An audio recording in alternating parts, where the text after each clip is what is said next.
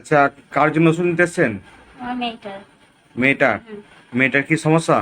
শ্বাসকষ্ট, এসব মানে ঠান্ডা কিছু লাগতো ঘন ঘন খুব। ওই জোরে বলুন একটু। শ্বাসকষ্ট সমস্যা ছিল? হ্যাঁ হ্যাঁ, কতদিন ধরে হচ্ছিল এটা? প্রায় 1 বছর এরকম হয়েই গেল। মেয়ের বয়স কত এখন? 17 করেছে। 17 বছর। হুম। এর 1 বছর আগে থেকে শ্বাসকষ্ট হ্যাঁ সমস্যা? হ্যাঁ, তার একটু মানে এতে ডাক্তার কিরকম দেখাচ্ছিলাম। কিরকম হতো শ্বাসকষ্টটা?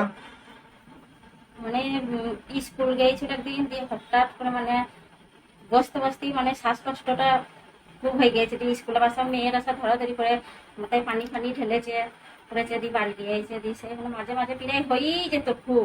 আচ্ছা, মাঝে মধ্যে প্রায় হ্যাঁ শ্বাসকষ্ট হ্যাঁ, হতো? হয়েই যেত এটা খুব। কি করলে বা কিভাবে হতো বেশি? ওই স্কুল যেত, বলছে এমনি হঠাৎ মানে হয়েই যেত, মানে বলতে পারতাম না। কোন কারণে যেন হতো কিছু বলতে পারো? যে কি হলে হতো, ভয় লাগতো সেরকম কিছু নেই, হঠাৎ করে শ্বাসকষ্ট হয়ে যেত? যে তারপরে ডাক্তার কোথায় দেখেছিলেন? ওই নাম বলতে হবে না, কোথায়, বর্ধমানে? হ্যাঁ, বর্তমানেই দেখেছি। আচ্ছা, এমনি অ্যালোপ্যাথি ডাক্তার? হ্যাঁ হ্যাঁ, আচ্ছা, দিয়ে ওখানে দেখিয়ে কি বললো ওখানে? ওইখানে দেখি রিপোর্ট ফিপোর্ট মানে প্রচুর রিপোর্ট করেছিল। প্রচুর? হ্যাঁ, মোটামুটি কত টাকা রিপোর্ট কি করেছিল? তাও মানে 7,000 এরকম হয়ে গিয়েছে আচ্ছা, রিপোর্ট। 7-8 হাজার টাকা হ্যাঁ রিপোর্ট হ্যাঁ, করিয়েছিল। এরকম আচ্ছা, হয়ে গিয়েছে। যে তারপরে কি বললো রিপোর্ট করিয়ে? রিপোর্ট করে মানে বলছে সব ঠিক আছে, এই অ্যালার্জি আছে। দিয়ে তার সাথে আবার একটা প্রোফাইলে অ্যালার্জির একটা রিপোর্ট করতে দিল, 2,500 টাকা এরকম দিল। অ্যালার্জি প্রোফাইল করতে দিয়েছিল, দিয়ে 2,500 টাকা দিল, দিয়ে বললো যে অ্যালার্জি আছে। হ্যাঁ, দিয়ে আপেলে 2-4টে অ্যালার্জি সব বললো। হুম। আর ওষুধ দিচ্ছে, মানে প্রচুর ওষুধ দিত।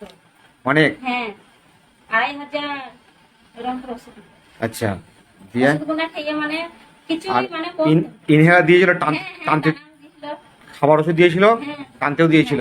টানতে আচ্ছা, দিছিল। দিয়ে তারপর ওষুধগুলো খাওয়ার পর খাওয়ার পর মানে কমতো না, হয়েই যেত। কমতো না? না, আর ওই মানে যখন হতো তখন হ্যাঁ, টানলে একটু কমে যেত? হ্যাঁ হ্যাঁ, ওইটা। আর মানে একটু যদি দেরি হলো পরেই গেল পরে রিপোর্ট। একটু? একটু পরীক্ষা হচ্ছিল, একটু যদি পরীক্ষার সময় যাওয়া যদি একটু ইয়ে হতো, তা ফিরে আবার বলতো রিপোর্ট করো, মানে একটু কি? দেরি হলে।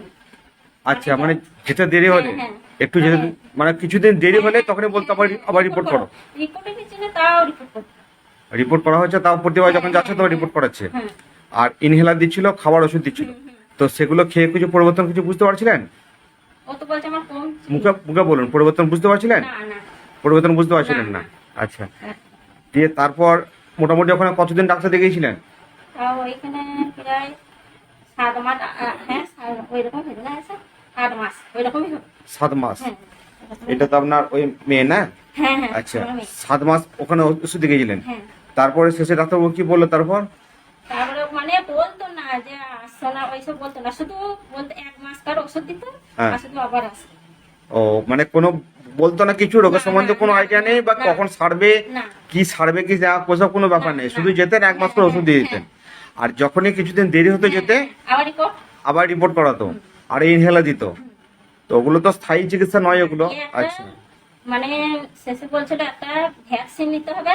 হ্যাঁ। ওইটা তাই বলছে যে 4,000 টাকা পড়বে হ্যাঁ। একটা ভ্যাকসিন। আচ্ছা, তাই। দেখি বলেছিল ওটা নিলে সেরে যাবে? হ্যাঁ, বলছিল ওই রকম ভ্যাকসিন তো এখানে বহুজন নিয়ে এখন আসছে, হ্যাঁ। সেরকম রেজাল্ট পাচ্ছেও না যে। আমি বলছি যে না, ভ্যাকসিন করবো না।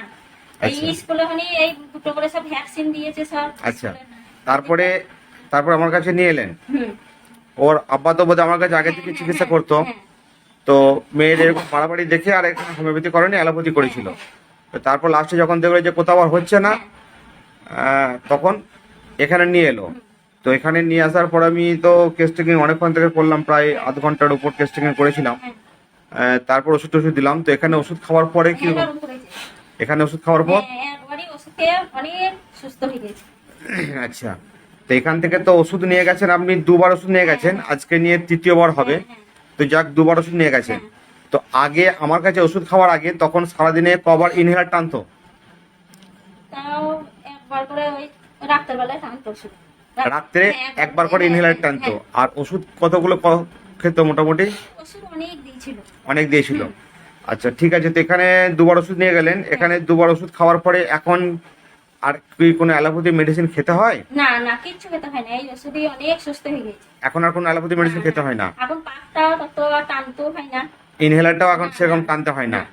আচ্ছা, তার মানে এখন পেশেন্ট অনেক হ্যাঁ, সুস্থ হ্যাঁ, আছে। অনেক সুস্থ আছে। আচ্ছা তুমি বলো কেমন আছো বলো এখন, ভালো শুনতে পাই নাই। জোর বলো। ভালো ভালো আছো? এখন শ্বাসকষ্ট হয় সেরকম? হয় না? আর ইনহেলার তো এখন নিতে হচ্ছে না? নিচ্ছ? না নিচ্ছ না? আর সেরকম কোনো ভিতরে কষ্ট কিছু হচ্ছে কিছু?